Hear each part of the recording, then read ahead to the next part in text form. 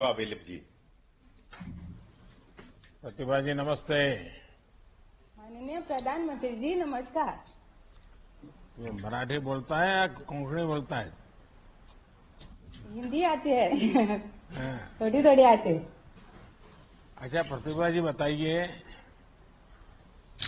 कि आप कितनी फसलों की खेती करती हैं? मुझे बताया 5 गया एकड़। कि आप किसी खास पद्धति का इस्तेमाल करती हैं। जरा मुझे भी उत्सुकता हो गई, जरा समझू आप क्या करती हैं।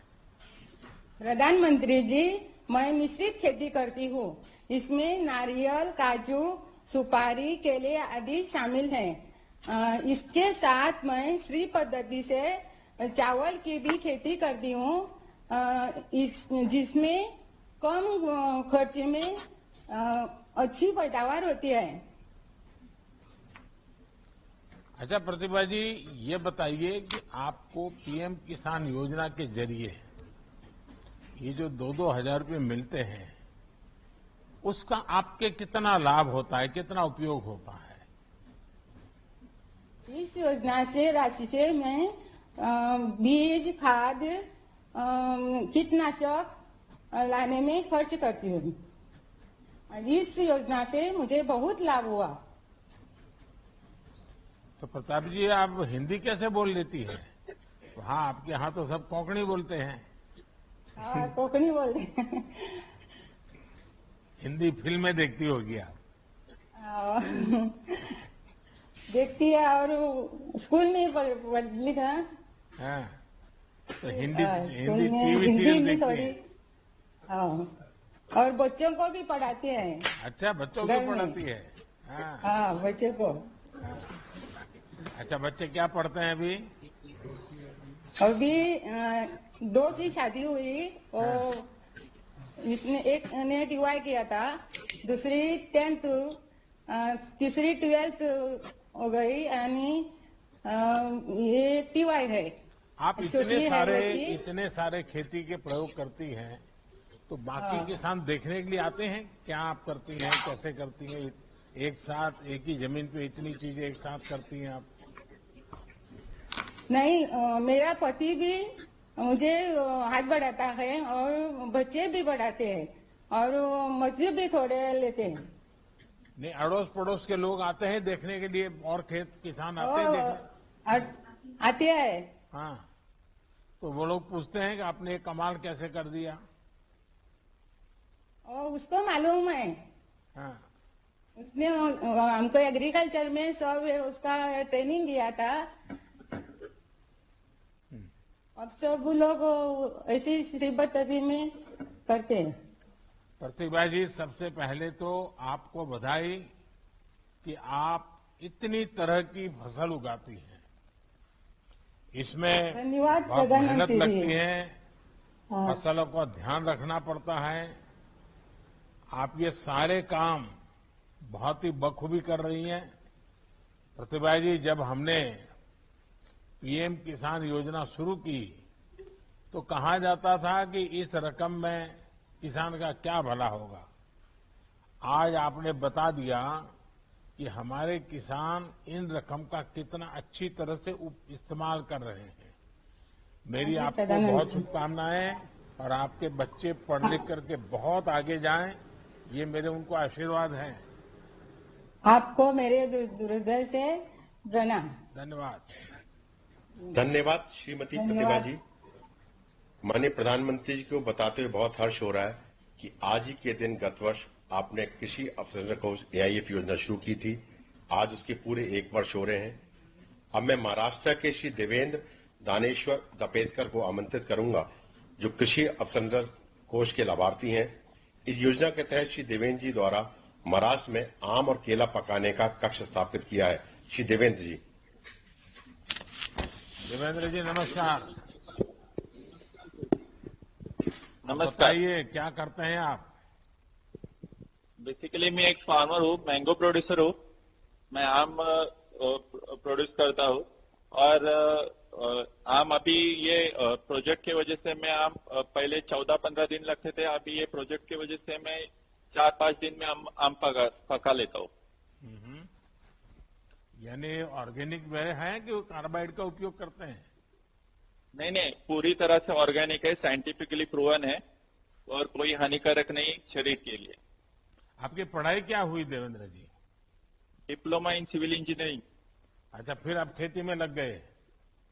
हाँ, पिताजी पहले से ही खेती करते थे, उसके बाद मैं और मेरा भाई और पूरी फैमिली लगती है फार्मिंग में, सब मैंगो और कैशू। आप फसल पकाने का काम करते हैं तो फसल कभी कभी खराब भी हो जाती होगी, फल को पकाते हैं आप तो?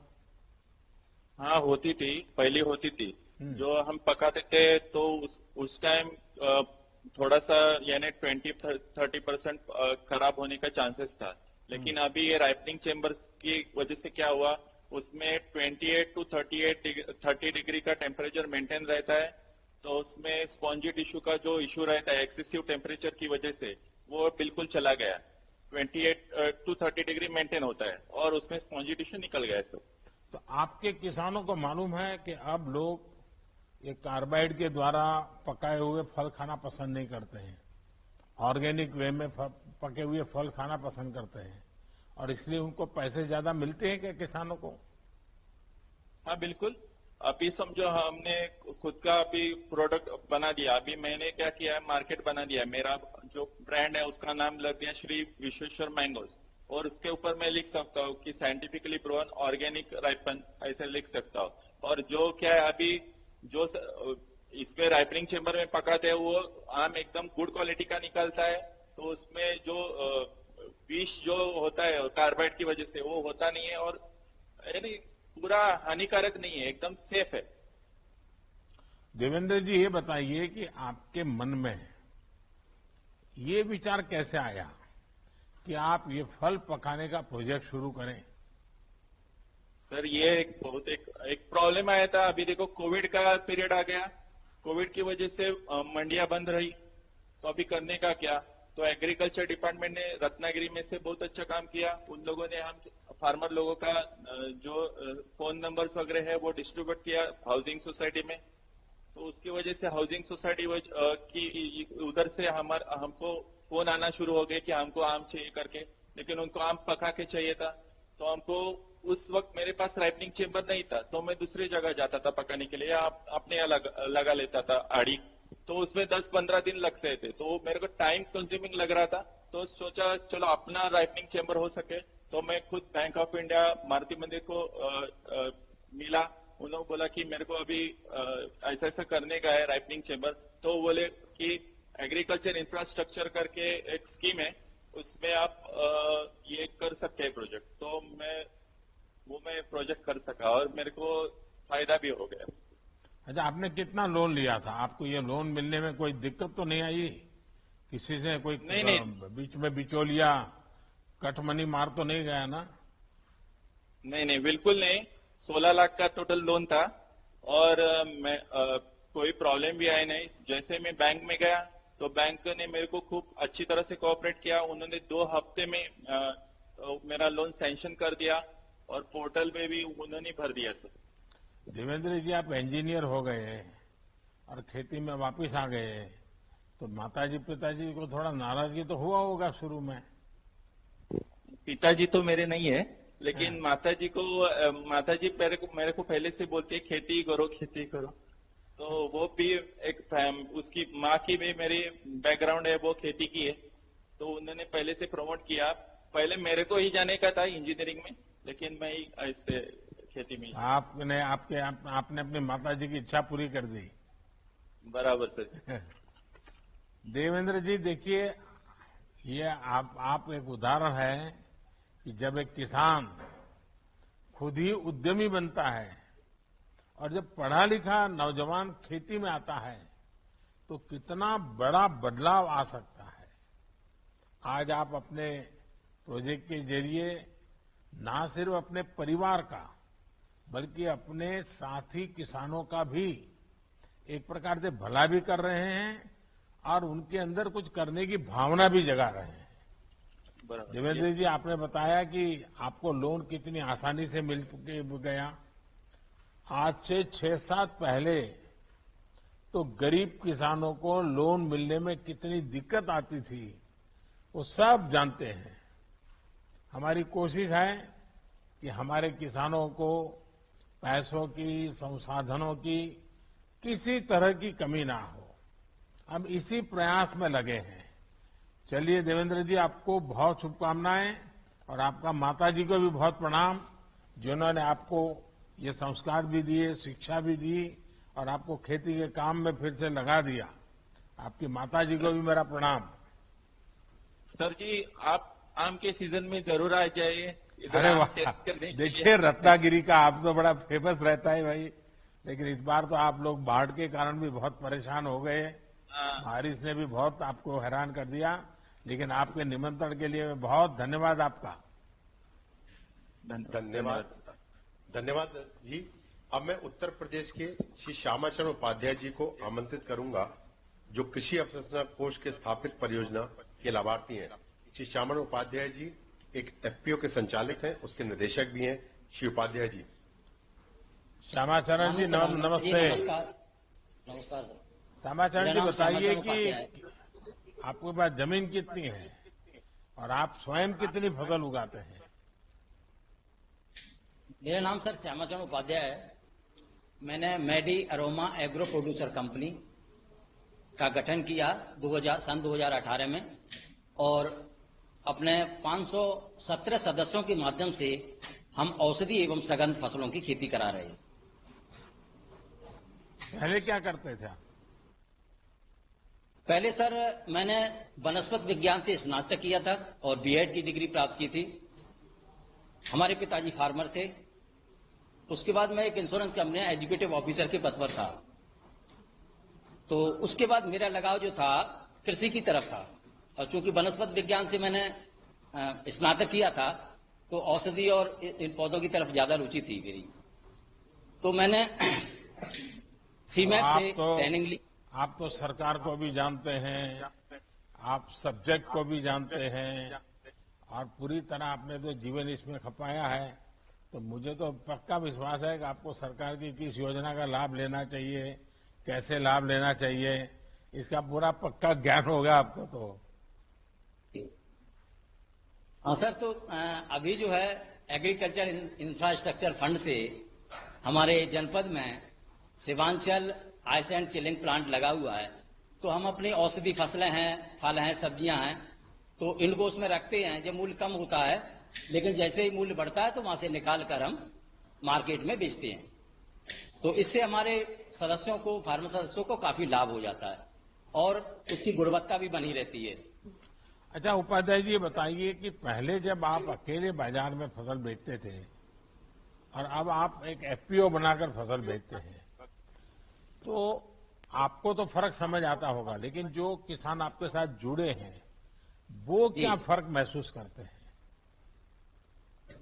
जी सर, हमारे जो सदस्य फार्मर हैं उनके लगभग 280 एकड़ भूमि है, 200 हेक्टेयर भूमि है। तो हमारा उद्देश्य ये है कि जो हमारे सदस्य किसान हैं वो परंपरागत खेती के साथ साथ नवीन फसलें करें, उनकी वैल्यू एडिशन करें और मार्केट में अच्छा मूल्य प्राप्त करें।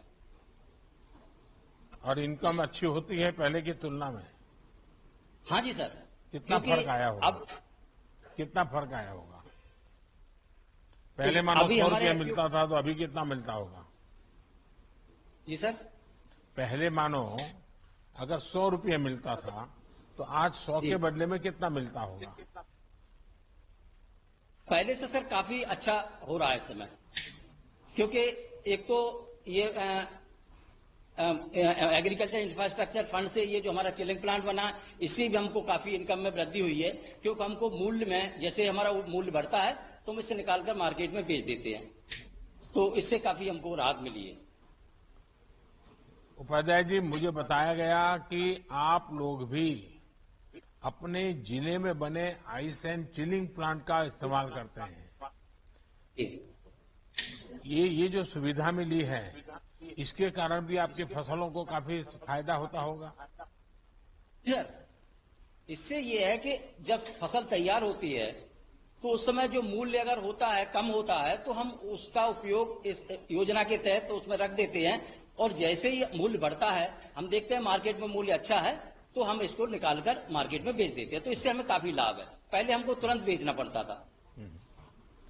देखिए श्यामा जी, आपने खुद बताया कि जब हमारे किसान एक एफपीओ बनाकर उपज बेचते हैं तो उनके जीवन में कितना बड़ा फर्क पड़ता है।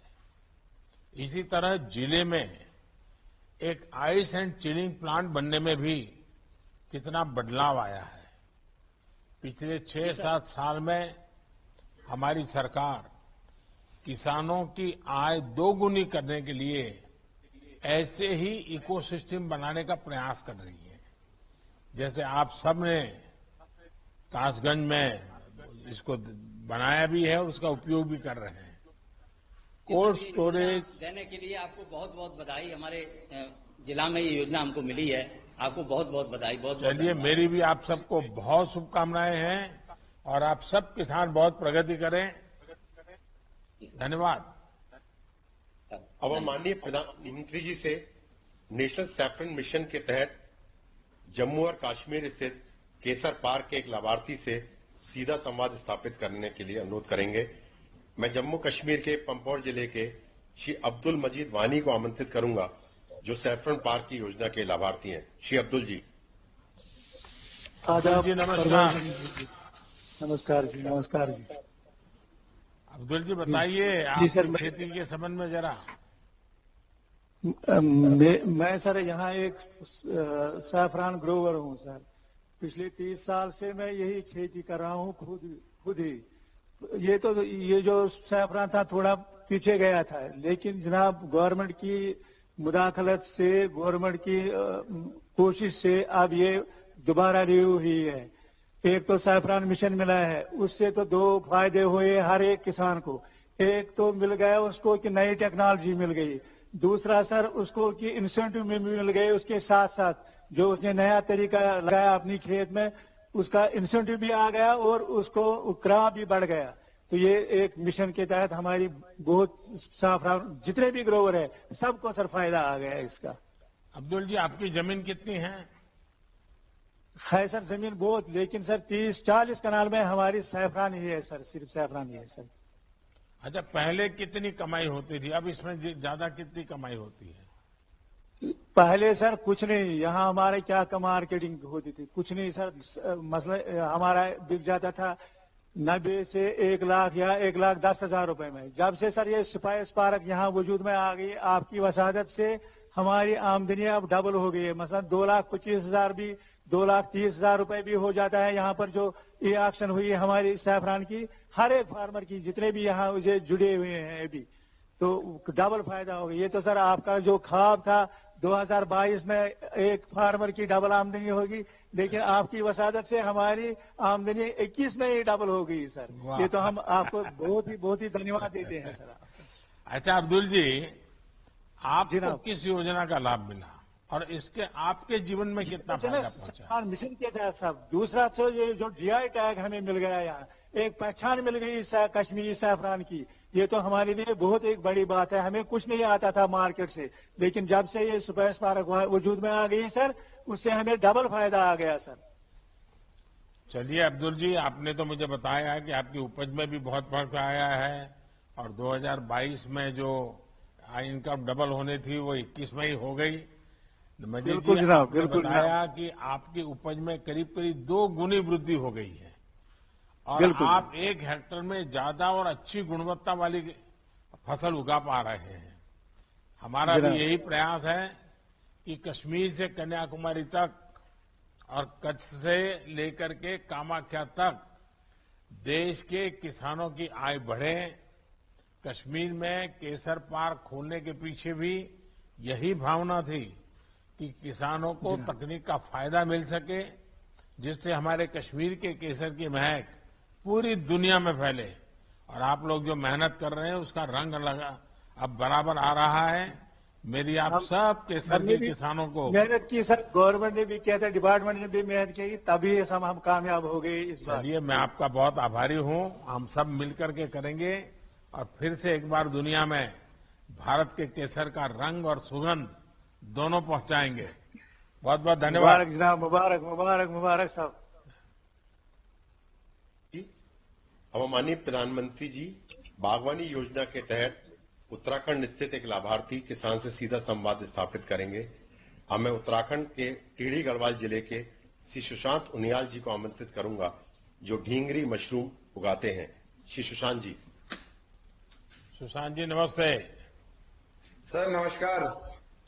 सुशांत जी, मुझे बताया गया कि दिल्ली की प्राइवेट कंपनी में आप काम करते थे और ये सब छोड़ छाड़ करके आप फिर पहाड़ों में चले गए और खेती करने का विचार आपको आया, ये कैसे हुआ? सर इसका सबसे बड़ा कारण तो एक आप ही रहे हैं सर।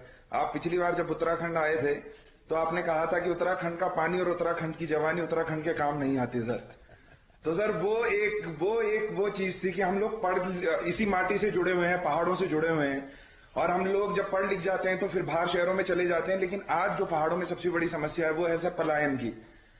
पलायन की समस्या थी, लोग धीरे धीरे गांव छोड़ के जा रहे थे। तो वही देखते हुए फिर वापस आए कि अगर युवा वापस पहाड़ों की तरफ आएगा तो सब लोग वापस आना शुरू करेंगे। और फिर वो जो पुराने लोगों ने मकान छोड़े हुए थे, खंडर मकान थे, उस पे प्रयोग के तौर पर सर मशरूम फार्मिंग शुरू की। और जब पहले साल 30-40 हजार रुपए की आमदनी हो गई तो उसके बाद ये दिमाग में आया कि अब व्यावसायिक तौर पर इसका काम करना चाहिए सर। तो फिर जिला उद्यान अधिकारी जी से मिला और उन्होंने मुझे बताया कि इसके अंतर्गत एक स्कीम है MIDH की, और दूसरा मशरूम निदेशालय सोलन में जाके आपको 10 दिन का प्रशिक्षण लेना पड़ेगा सर। वहां गए, वहां से प्रशिक्षण लेने के बाद और 28.68 लाख रुपए की सर मैंने एक प्रोजेक्ट रिपोर्ट उद्यान विभाग को दी, जिसमें से 8 लाख रुपए का अनुदान MIDH स्कीम के द्वारा मुझे दिया गया सर, और 18.68 लाख रुपए मुझे बैंक द्वारा ऋण दिया गया सर। अच्छा सुशांत जी, आपको मशरूम के ही क्यों चुना?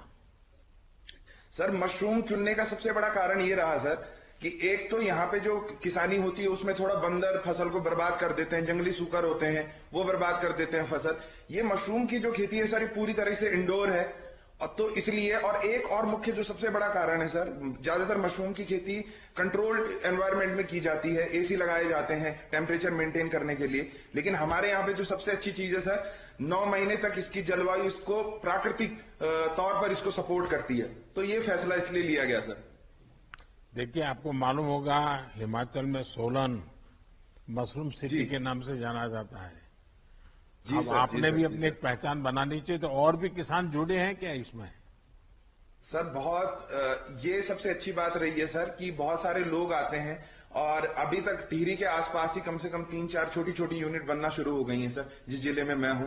उसके अलावा हम किसानों के लिए जो बहुत ज्यादा पढ़े लिखे नहीं है सर, बहुत ज्यादा साक्षर किसान नहीं है, तो उनको हम एक चीज का अश्योरेंस देते हैं कि आप सिर्फ मशरूम उगाइए, अगर आपको कहीं मार्केटिंग में किसी भी प्रकार की कोई समस्या होती है तो वो हम आपका प्रोडक्ट मार्केट करके जाएंगे, आप उगा के हमें दे दीजिए, हम आपका मशरूम बेच के आएंगे सर। सुशांत जी, आप जो काम कर रहे हैं जी उसमें जैसा आपने बताया कि सरकार ने इतना पैसा दिया, बैंक से आपसे पैसा मिला, क्या बाकी किसानों को भी अब ये इसी प्रकार की मदद मिल रही है?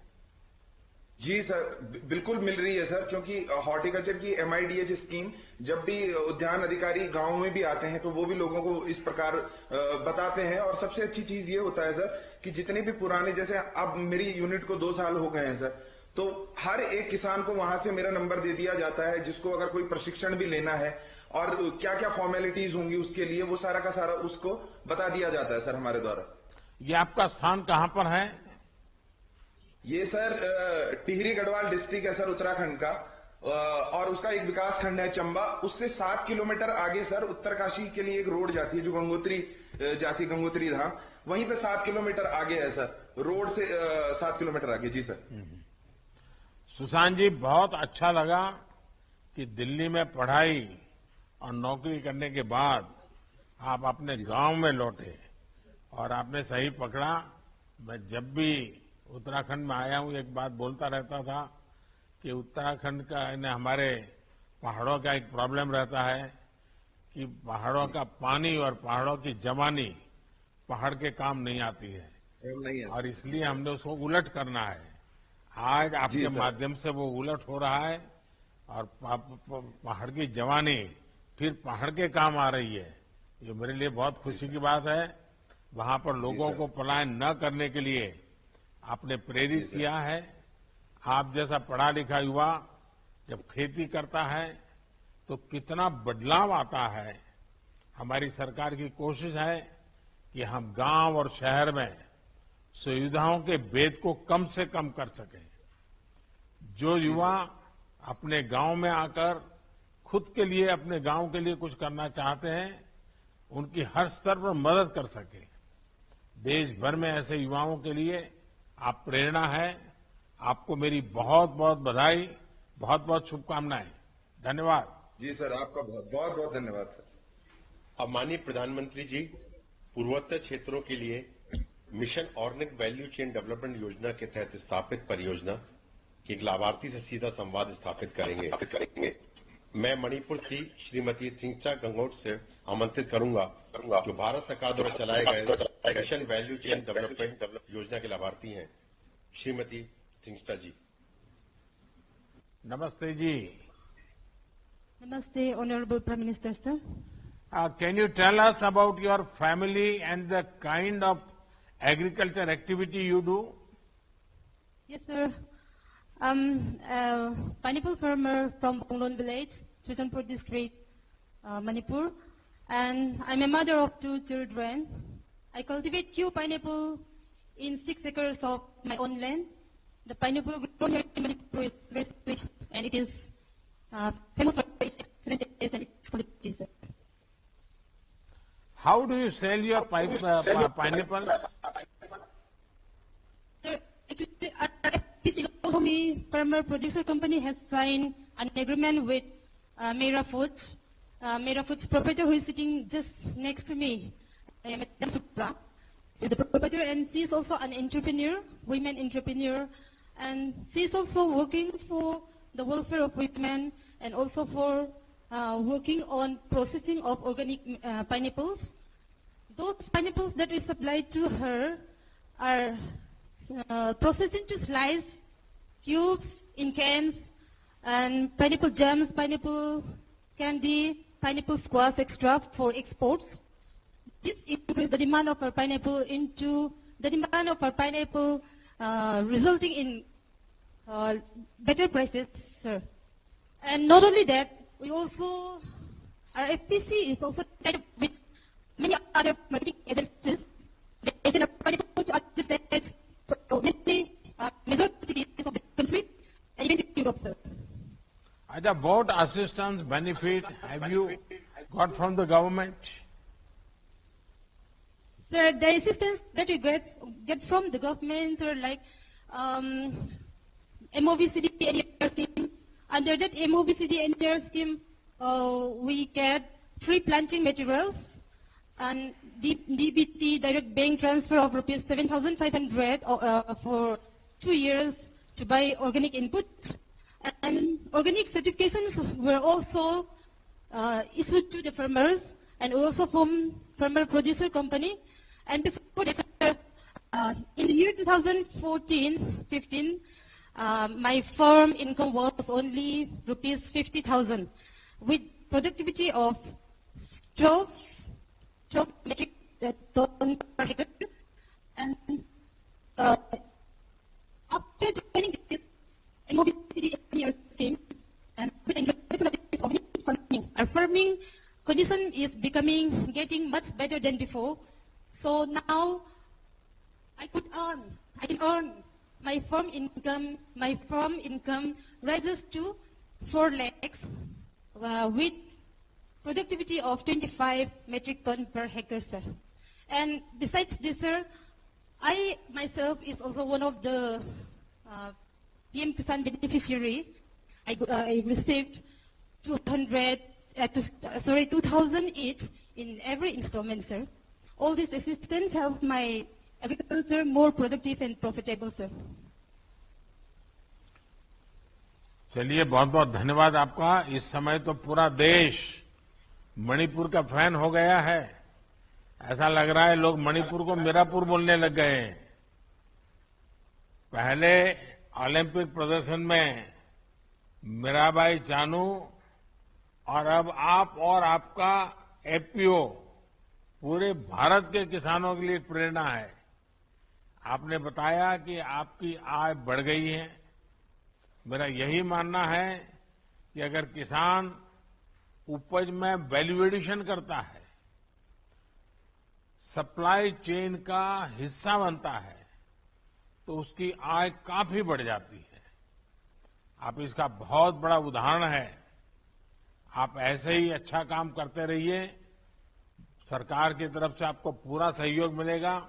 मणिपुर सरकार भी काफी कर रही है, भारत सरकार भी कर रही है, और ये डबल इंजन की सरकार आपके विकास और किसानी की भलाई के लिए काम कर रही है। बहुत बहुत धन्यवाद, बहुत बहुत शुभकामनाएं। Thank you, sir, for the introduction, sir. Before we wind up, I would like to take the honor of inviting you to visit and visit our farm. Thank you. Thank you for the introduction, sir. धन्यवाद। Thank you. धन्यवाद। माननीय प्रधानमंत्री जी का किसानों से संवाद हेतु बहुत बहुत धन्यवाद। वह माननीय प्रधानमंत्री जी से देश को संबोधित करने का अनुरोध करेंगे। माननीय प्रधानमंत्री।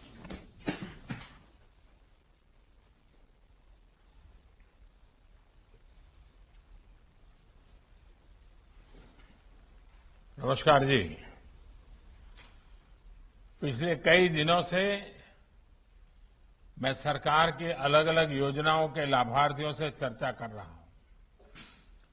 सरकार ने जो योजनाएं बनाई हैं, उनका लाभ लोगों तक कैसे पहुंच रहा है, ये और बेहतर तरीके से हमें पता चलता है।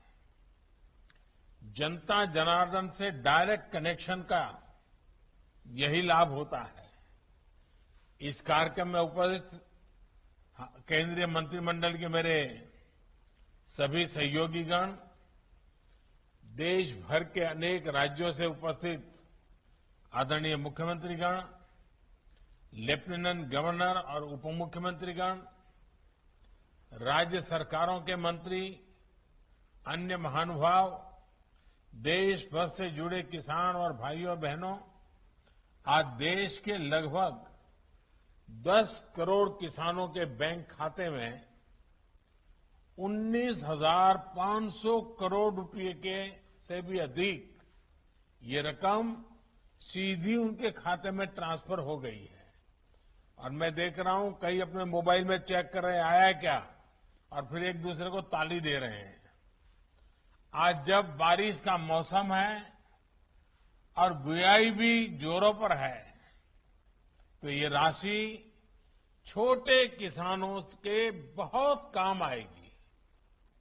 आज 1 लाख करोड़ रुपए के कृषि ट्रांसफर इंफ्रास्ट्रक्चर फंड को भी 1 साल पूरा हो गया है। इसके माध्यम से हजारों किसान संगठनों को मदद मिल रही है। भाई और बहनों, सरकार किसानों को अतिरिक्त आय के साधन देने के लिए, नई नई फसलों को प्रोत्साहित करने के लिए पूरी तरह प्रतिबद्ध है। मिशन हनी बी ऐसा ही एक अभियान है। मिशन हनी बी के चलते बीते साल हमने लगभग 700 करोड़ रुपए के शहद का एक्सपोर्ट किया है, जिससे किसानों को अतिरिक्त आय हुई है। जम्मू कश्मीर का केसर तो वैसे भी विश्व प्रसिद्ध है। अब सरकार ने ये फैसला लिया है कि जम्मू कश्मीर का केसर देश भर में नाफेड की दुकानों पर उपलब्ध होगा। इससे जम्मू कश्मीर में केसर की खेती को बहुत प्रोत्साहन मिलने वाला है। भाई और बहनों, आप सभी से ये संवाद ऐसे समय में हो रहा है जब हम आजादी का अमृत महोत्सव मना रहे हैं। अब से कुछ दिन बाद ही 15 अगस्त आने वाला है। इस बार देश अपना 75वां स्वतंत्रता दिवस मनाने जा रहा है। ये महत्वपूर्ण पड़ाव हमारे लिए गौरव का तो है ही, ये नए संकल्पों, नए लक्ष्यों का भी एक बहुत बड़ा अवसर है। इस अवसर पर हमें ये तय करना है कि आने वाले 25 वर्षों में हम भारत को कहां देखना चाहते हैं। देश जब आजादी के 100 वर्ष पूरा करेगा 2047 में, 2047 में, तब भारत की स्थिति क्या होगी, ये तय करने में हमारी खेती, हमारे गांव, हमारे किसानों की बहुत बड़ी भूमिका है। ये समय भारत की कृषि को एक ऐसी दिशा देने का है जो नई चुनौतियों का सामना कर सके और नए अवसरों का भरपूर लाभ उठा सके। भाई और बहनों, इस दौर में बहुत तेजी से हो रहे बदलावों को हम सभी साक्षी हैं। चाहे मौसम और प्रकृति से जुड़े बदलाव हो, खान पान से जुड़े बदलाव हो, या फिर महामारी के कारण पूरी दुनिया में हो रहे बदलाव हो। हमने बीते 1.5 वर्ष में कोरोना महामारी के दौरान इसको अनुभव भी किया है। इस कालखंड में देश में ही खान पान की आदतों को लेकर बहुत जागरूकता आई है। मोटे अनाज की, सब्जियों और फलों की, मसालों की, ऑर्गेनिक उत्पादों की डिमांड अब तेजी से बढ़ रही है। इसलिए भारतीय कृषि, उसको भी अब इसी बदलती आवश्यकताओं और बदलती मांग के हिसाब से बदलना ही है।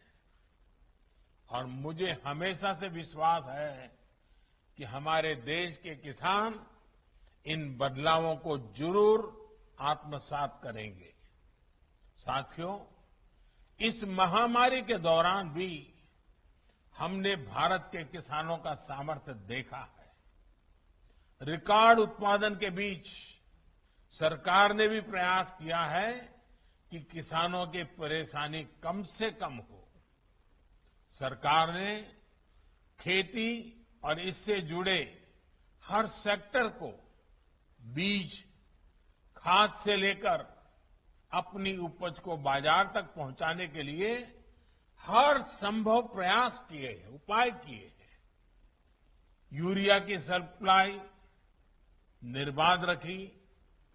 डीएपी, जिसके दाम अंतर्राष्ट्रीय बाजार में इस कोरोना के चलते कई गुना बढ़ गए, उसका बोझ भी हमारी सरकार ने किसानों पर पड़ने नहीं दिया। सरकार ने तुरंत इसके लिए 12,000 करोड़ रुपए का इंतजाम किया। साथियों, सरकार ने खरीफ हो या रबी सीजन, किसानों से एमएसपी पर अब तक की सबसे बड़ी खरीद की है। इससे धान किसानों के खेतों में लगभग 1,70,000 करोड़ रुपए और गेहूं किसानों के खाते में लगभग 85,000 करोड़ रुपए डायरेक्ट पहुंचे हैं। किसान और सरकार की इसी साझेदारी के कारण आज भारत के अन्न भंडार भरे हुए हैं। लेकिन साथियों, हमने देखा है कि सिर्फ गेहूं, चावल, चीनी में ही आत्मनिर्भरता काफी नहीं है, बल्कि दाल और तेल में भी आत्मनिर्भरता बहुत आवश्यक है और भारत के किसान ये करके दिखा सकते हैं। मुझे याद है कि कुछ साल पहले जब देश में दालों की बहुत कमी हो गई थी, तो मैंने देश के किसानों से दाल उत्पादन बढ़ाने का आग्रह किया था। मेरे उस आग्रह को देश के किसानों ने स्वीकार किया। परिणाम ये हुआ कि बीते 6 साल में देश में दाल के उत्पादन में लगभग 50% की वृद्धि हुई है। जो काम हमने दलहन में किया या अतीत में गेहूं धान को लेकर किया, अब हमें वही संकल्प खाने के तेल के उत्पादन के लिए भी लेना है। ये खाद्य तेल में हमारा देश आत्मनिर्भर हो, इसके लिए हमें तेजी से काम करना है। भाइयों और बहनों, खाने के तेल में आत्मनिर्भरता के लिए अब राष्ट्रीय खाद्य तेल मिशन ऑयल पाम का संकल्प लिया गया है। आज देश भारत छोड़ो आंदोलन को याद कर रहा है, तो इस ऐतिहासिक दिन ये संकल्प हमें नई ऊर्जा से भर देता है। इस मिशन के माध्यम से खाने के तेल से जुड़े इकोसिस्टम पर 11,000 करोड़ रुपए से अधिक का निवेश किया जाएगा। सरकार ये सुनिश्चित करेगी कि किसानों को उत्तम बीज से लेकर टेक्नोलॉजी, उसकी हर सुविधा मिले। इस मिशन के तहत ऑयल पाम की खेती को प्रोत्साहन देने के साथ ही हमारी जो अन्य पारंपरिक तिलहन फसलें हैं, उसकी खेती को भी विस्तार दिया जाएगा। साथियों, आज भारत कृषि निर्यात के मामले में पहली बार दुनिया के टॉप 10 देशों में पहुंचा है, पहले 10 देशों में पहुंचा है। कोरोना काल में ही देश ने कृषि निर्यात के नए रिकॉर्ड बनाए हैं। आज जब भारत की पहचान एक बड़े कृषि निर्यातक देश की बन रही है, तब हम खाद्य तेल की अपनी जरूरतों के लिए आयात पर निर्भर रहें, ये बिल्कुल उचित नहीं है।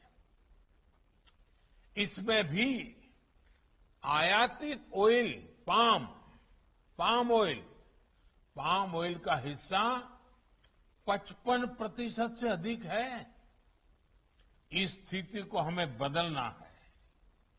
खाने का तेल खरीदने के लिए हमें जो हजारों करोड़ रुपए विदेश में दूसरों को देना पड़ता है, वो देश के किसानों को ही मिलना चाहिए। भारत में पाम ऑयल खेती के लिए हर जरूरी संभावनाएं हैं। नॉर्थ ईस्ट और अंडमान निकोबार द्वीप समूह में विशेष रूप से इसे बहुत बढ़ाया जा सकता है। ये वो क्षेत्र हैं जहां आसानी से पाम की खेती हो सकती है, पाम ऑयल का उत्पादन हो सकता है। साथियों, खाने के तेल में आत्मनिर्भरता के इस मिशन के अनेक लाभ है। इससे किसानों को तो सीधा लाभ होगा ही, गरीब और मध्यम वर्ग के परिवारों को सस्ता और अच्छी क्वालिटी का तेल भी मिलेगा। यही नहीं, ये मिशन बड़े स्तर पर रोजगार का निर्माण करेगा, फूड प्रोसेसिंग इंडस्ट्री को बल देगा। विशेष रूप से फ्रेश फ्रूट बंच प्रोसेसिंग से जुड़े उद्योगों का विस्तार होगा। जिन राज्यों में पाम ऑयल की खेती होगी वहां ट्रांसपोर्ट से लेकर फूड प्रोसेसिंग यूनिट्स में युवाओं को अनेक रोजगार मिलेगा।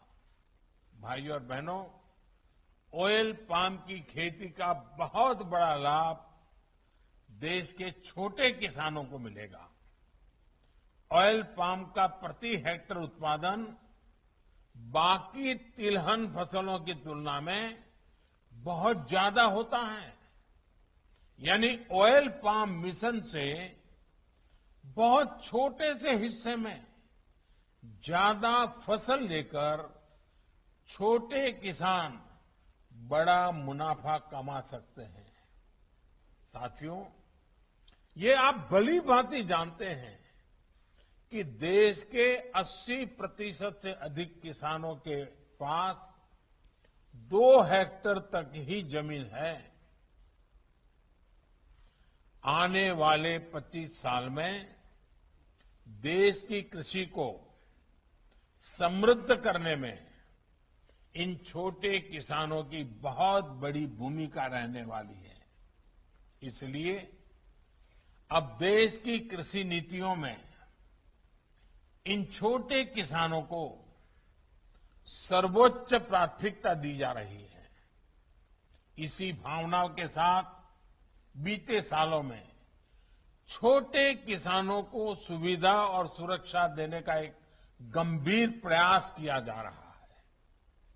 पीएम किसान सम्मान निधि के तहत अब तक 1,60,000 करोड़ रुपए किसानों को दिए गए हैं। इसमें लगभग 1 लाख करोड़ रुपए तो कोरोना के मुश्किल समय में ही छोटे किसानों तक पहुंचे हैं। यही नहीं, कोरोना काल में ही 2 करोड़ से ज्यादा किसान क्रेडिट कार्ड जारी किए गए, जिनमें से अधिकतर छोटे किसान हैं। इनके माध्यम से किसानों ने हजारों करोड़ रुपए का ऋण भी लिया है। कल्पना कीजिए, अगर ये मदद छोटे किसानों को ना मिलती तो 100 वर्ष की इस सबसे बड़ी आपदा में उनकी क्या स्थिति होती। उन्हें छोटी छोटी जरूरतों के लिए कहां कहां नहीं भटकना पड़ता। भाइयों और बहनों, आज जो कृषि इंफ्रास्ट्रक्चर बन रहा है, जो कनेक्टिविटी का इंफ्रास्ट्रक्चर बन रहा है, या फिर जो बड़े बड़े फूड पार्क लग रहे हैं, इनका बहुत बड़ा लाभ छोटे किसानों को ही हो रहा है। आज देश में विशेष किसान रेल चल रही है। इन ट्रेनों से हजारों किसानों ने अपना उत्पाद कम कीमत में, ट्रांसपोर्ट का खर्चा बहुत कम, देश की बड़ी बड़ी मंडियों तक पहुंचाकर अधिक कीमत से माल बेचा है। इसी प्रकार जो विशेष इंफ्रास्ट्रक्चर फंड है, इसके तहत भी छोटे किसानों के लिए आधुनिक भंडारण की सुविधाएं तैयार हो रही है। बीते साल में 6,500 से अधिक प्रोजेक्ट स्वीकृत हो चुके हैं। ये प्रोजेक्ट जिनको मिले हैं, उनमें किसान भी हैं, किसानों की सोसाइटी और किसान उत्पादक संघ भी है, सेल्फ हेल्प ग्रुप भी है और स्टार्टअप्स भी हैं। हाल में एक और बड़ा फैसला लेते हुए सरकार ने तय किया है कि जो राज्यों में हमारी सरकारी मंडियां हैं, उनको भी इस फंड से मदद मिल सके।